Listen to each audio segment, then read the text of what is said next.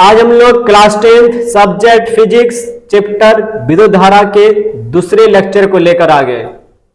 इसके पहले वीडियो में हम लोग इस चैप्टर के कुछ टॉपिक को देख चुके हैं। आज हम लोग और कुछ टॉपिक को देखने जा रहे हैं। यहाँ पर हम लोग विभव और विभवांतर को बहुत अच्छी तरह से समझेंगे। यहाँ पर विभव को समझने से पहले हम लोग एक चीज समझ लेते हैं। जब किसी वस्तु को पृथ्वी के ऊपरी सतह से कुछ ऊंचाई पर उठाते हैं तो उस स्थिति में हमें पृथ्वी के गुरुत्वाकर्षण के विरुद्ध कुछ कार्य करनी पड़ती है और वो कार्य उस वस्तु में स्थितिज ऊर्जा के रूप में संचित हो जाती है। यहाँ पर स्थितिज ऊर्जा का मतलब है किसी वस्तु के स्थिति परिवर्तन के कारण उसमें एक ऊर्जा आती है, उसी को स्थितिज ऊर्जा कहते हैं। जैसे मेरे पास एक चुंबक है, मैग्नेट। अगर इस चुंबक को अगर हम माने इस वस्तु को अगर पृथ्वी के सतह पर रख दे और वहां से अगर इसको कुछ ऊंचाई पर उठाते हैं तो उस स्थिति में हमें कुछ कार्य करना पड़ता है पृथ्वी के गुरुत्वाकर्षण के विरुद्ध। वह सभी कार्य इस वस्तु में स्थितिज ऊर्जा के रूप में संचित हो जाती है। अगर हम इस वस्तु को यहां से छोड़ते हैं तो उस स्थिति में उतना ही ऊर्जा लेकर वह नीचे गिरती है। अगर हम इस वस्तु को ऊंचाई को और थोड़ा सा बढ़ा दें तो उस स्थिति में ऊंचाई बढ़ने के कारण मेरा जो कार्य है गुरुत्वाकर्षण के विरुद्ध वह थोड़ा सा ज्यादा हो जाती है, जिसके चलते इसका जो स्थितिज ऊर्जा है वो थोड़ा सा अधिक हो जाती है। अगर हम यहां से अगर छोड़ते हैं तो उतना ही ऊर्जा लेकर वो नीचे गिरती है। इसको हम और एक तरीका से समझ सकते हैं। यहां पर पृथ्वी की सतह है ये।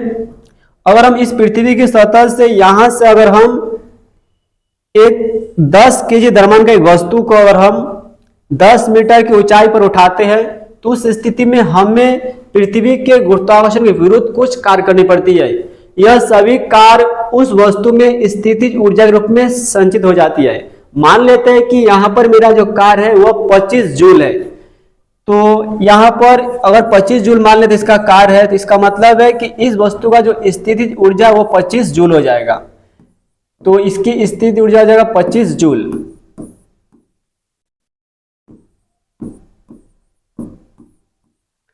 अगर इसकी ऊंचाई को अगर हम और बढ़ा दें तो उस स्थिति में मेरा जो कार्य है और थोड़ा सा बढ़ जाएगा।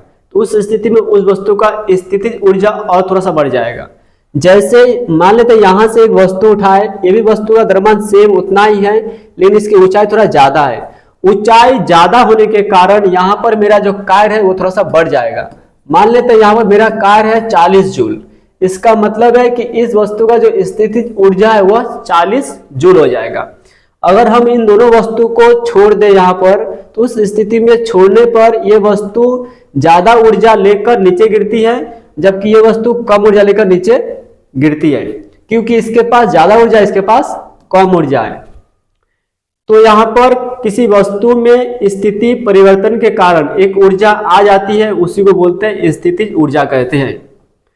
तो यहाँ पर हम लोग को पढ़ना है विद्युत धारा पढ़ना है। तो विद्युत धारा का मतलब आवेश के बीच के संबंध को पढ़ना है। तो अगर हम इस चैप्टर के हिसाब से अगर हम दो धनावेशित पिंड को एक दूसरे के पास लाते हैं तो उस स्थिति में उसके बीच एक प्रतिकर्षण बल उत्पन्न होती है।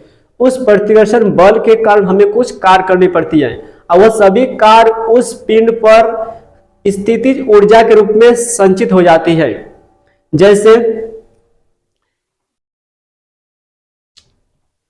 जैसे मेरे पास दो चुंबक है, ये मान लेते हैं कि इसका ये नॉर्थ पोल है, इसका भी नॉर्थ पोल है ये, और नॉर्थ पोल को हम मान लेते हैं धनात्मक आवेश।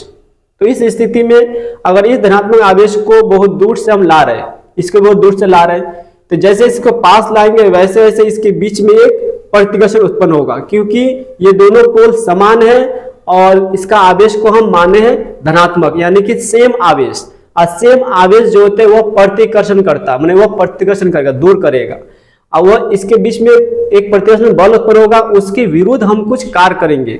मान लेते हैं कि यहाँ पर कुछ कार्य करके इसको यहाँ पर लाए, यहाँ पर कुछ करके यहाँ पर लाए, तो ये जो कार्य है ये कार्य इस पिंड पर स्थितिज ऊर्जा के रूप में संचित हो जाती है। तो इसी को इस चैप्टर में समझना है। जैसे एकांक धनावेश को अगर हम बहुत दूर से अनंत से एक बिंदु तक लाते हैं, फिर एकांक धनावेश को अनंत से बहुत दूर से एक बिंदु तक लाते हैं, मतलब अनंत का मतलब बहुत दूर होता है, अनंत से एक बिंदु तक लाते हैं, तो उस स्थिति में हमें जो कार्य करना पड़ता है उसी कार्य को ही उस पिंड का, उस वस्तु का स्थितिज ऊर्जा और उसी को ही विभव कहते हैं। यहाँ पर विभव और स्थितिज ऊर्जा दोनों सेम है, फर्क इतना ही है, यहाँ पर एकांक धनावेश को अगर हम अनंत से एक बिंदु तक लाते हैं, एकांक धनावेश को अनंत से एक बिंदु तक लाते हैं, लाने में जो कार्य करना पड़ता है उसी कार्य को ही हम उस पिंड का, उस वस्तु का, उस बिंदु का विद्युत विभव कहते हैं। जैसे यहां पर अगर हम एक वस्तु यहां पर है, एक वस्तु यहां पर है, मान लेते हैं कि एक पिंड है, एक पिंड है, तो यहां पर इसका धनात्मक आवेश है, इसके बाद धनात्मक आवेश है, तो इस पिंड को हम अनंत से ला रहे हैं, इस पिंड को भी अनंत से ला रहे हैं, तो यहां पर हम एकांक आवेश को अनंत से एक बिंदु तक लाए, तो लाने में हमें कुछ कार्य करना पड़ा है, माना कि वो कार्य 50 जूल है।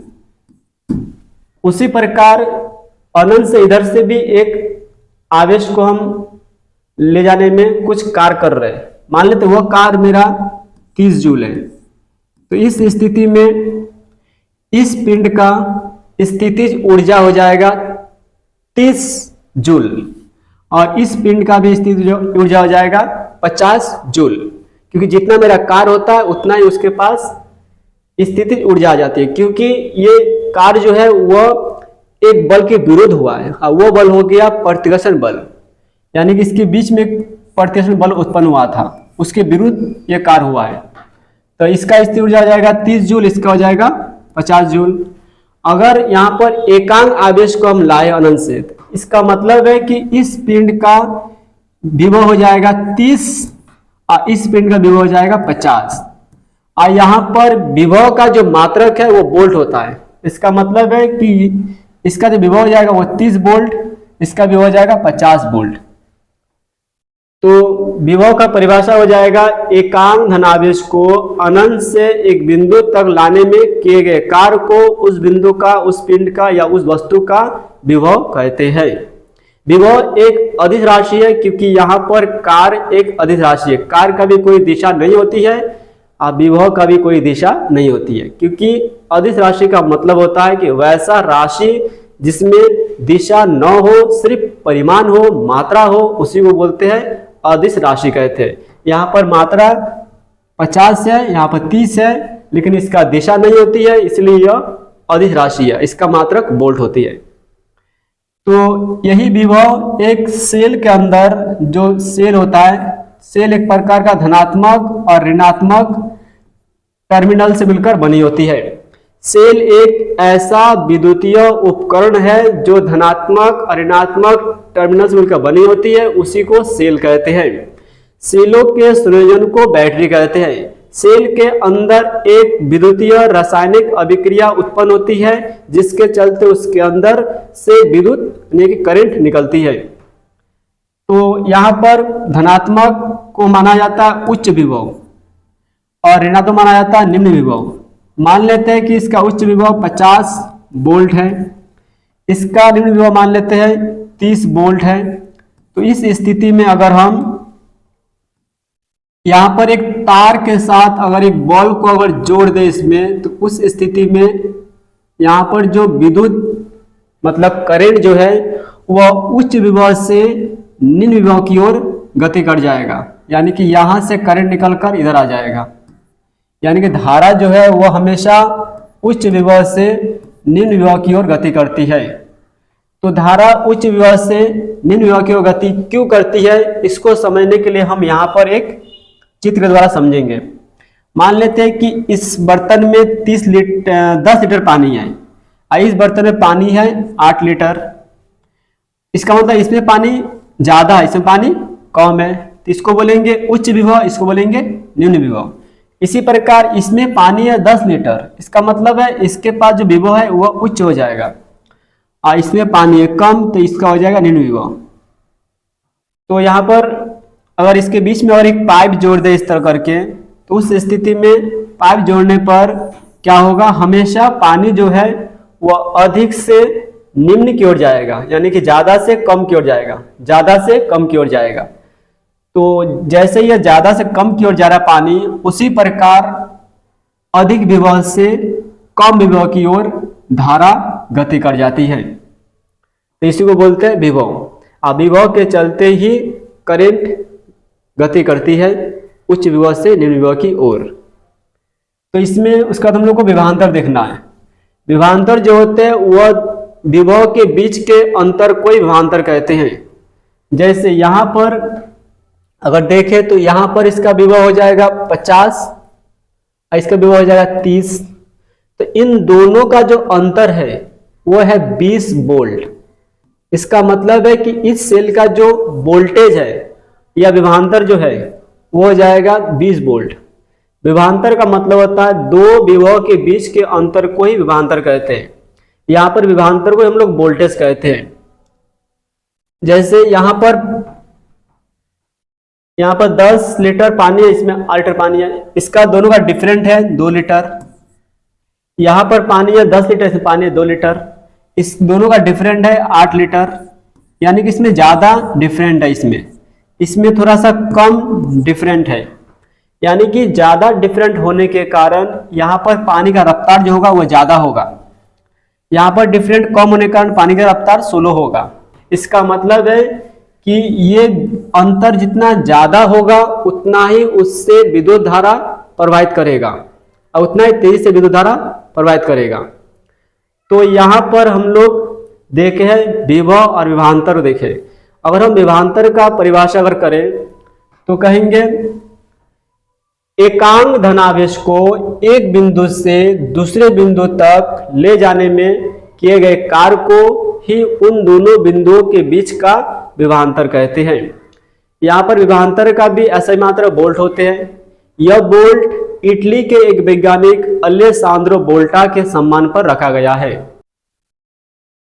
विभवांतर भी एक अदिश राशि है क्योंकि इसका भी कोई दिशा नहीं होती है, सिर्फ परिमाण होती है। तो इन दोनों का परिभाषा हम लोग यहाँ पर देखेंगे। पहले परिभाषा देखते हैं विभव का। एकांक धनात्मक आवेश को अनंत से किसी बिंदु तक लाने में जितना कार्य करना पड़ता है उसे उस बिंदु का विभव कहते हैं। विभव का ऐसा ही मात्रक वोल्ट है।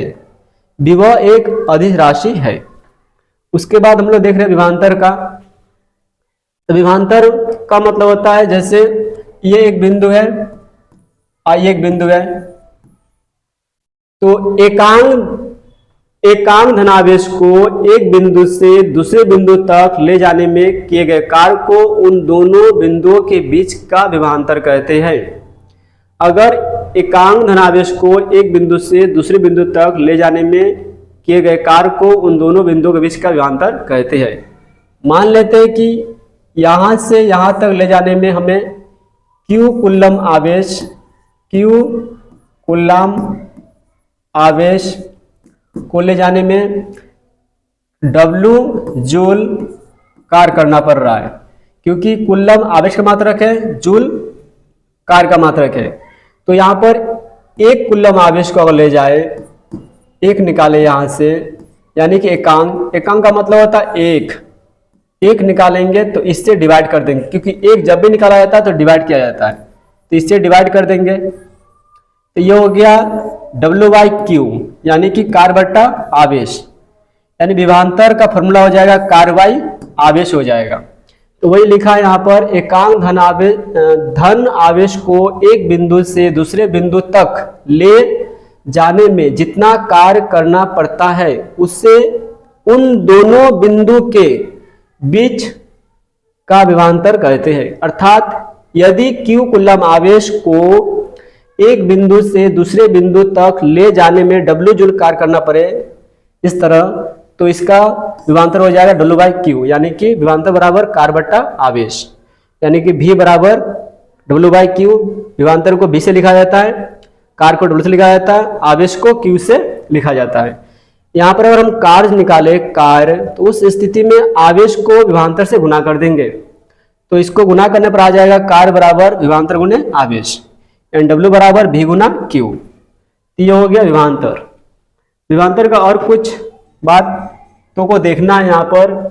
जैसे एक बोल्ट को परिभाषित करें तो एक बोल्ट का मतलब होता है, बोल्ट क्या है तो बोल्ट विभवांतर का मात्रक है। हम लोग जानते हैं कि विभवांतर बराबर फॉर्मूला होता है, विभवांतर को हम लोग V से लिखते हैं, विभवांतर बराबर फॉर्मूला होता है W बाई Q।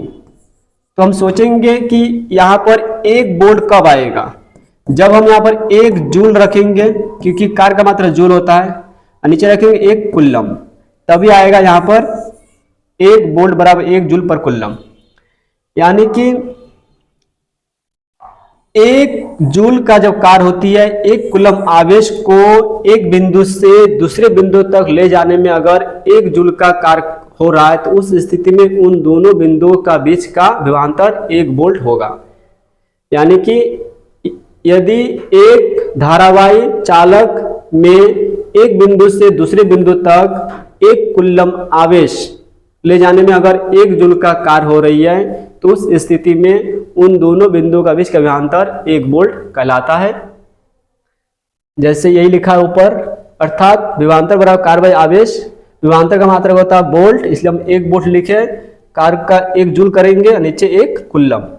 इसको हम ऐसा भी लिख सकते हैं, हाँ, जूल को लिखा जाता है जे से, कुलम को सी से। जब ये पर का सिंबल हटता है तो यहाँ पर सी के ऊपर -1 चढ़ा, जिसको हम लोग इनवर्स कहते हैं। यानी कि एक वोल्ट बराबर एक जूल पर कुलम पढ़ा जाता है इसको। तो इस तरह हम इसको याद रख सकते हैं। उसके बाद हम लोग देखते हैं विभवांतर का और कुछ बातें। विभवांतर का ऐसा ही मात्रक वोल्ट होता है। विद्युत विभवांतर का ऐसा ही मात्रक वोल्ट जो इटली के वैज्ञानिक अलेसांद्रो वोल्टा के सम्मान में यह मात्रक रखा गया है। विभवांतर का ऐसा ही मात्रक जूल पर कुलम भी होता है। विभवांतर को ही हम लोग वोल्टेज कहते हैं। विभवांतर जितना अधिक होता है विद्युत का गमन उतने ही अधिक होते, क्योंकि ये एक वोल्टेज है। अब वोल्टेज जितना ज्यादा होगा धारा उतना ही तेजी से गमन करेगा। विभवांतर एक अदिश राशि भी है, क्योंकि इसका भी कोई दिशा नहीं होती है, सिर्फ परिमाण होती है।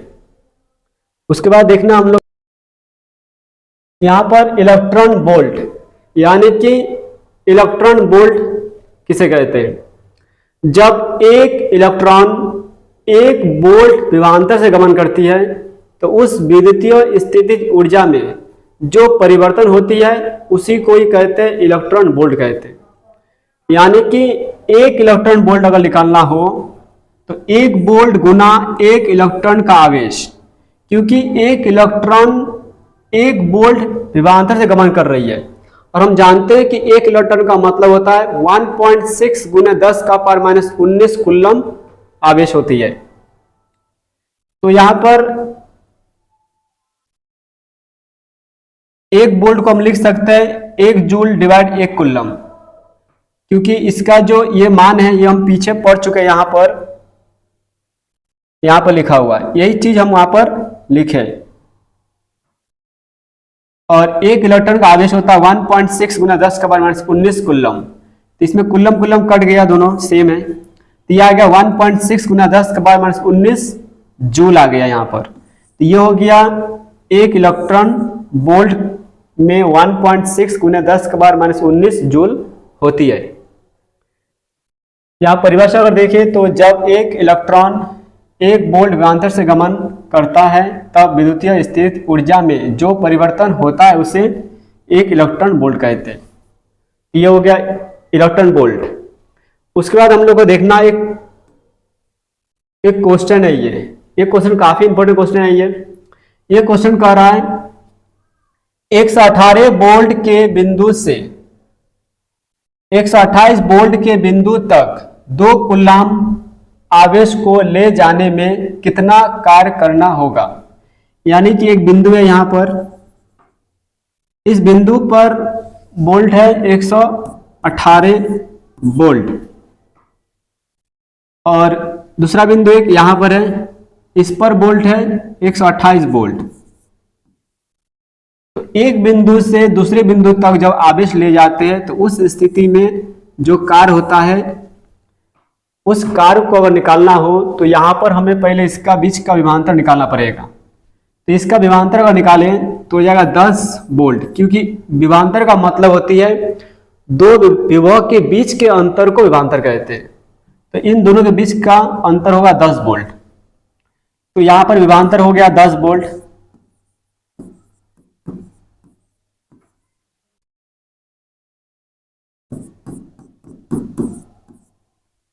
उसी प्रकार अगर आवेश देखें तो 2 कूलम आवेश है, इसमें लिखेंगे आवेश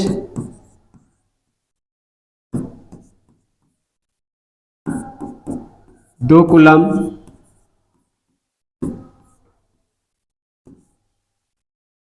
हमको निकालना यहाँ पर कार है। तो कार बराबर फॉर्मूला होता है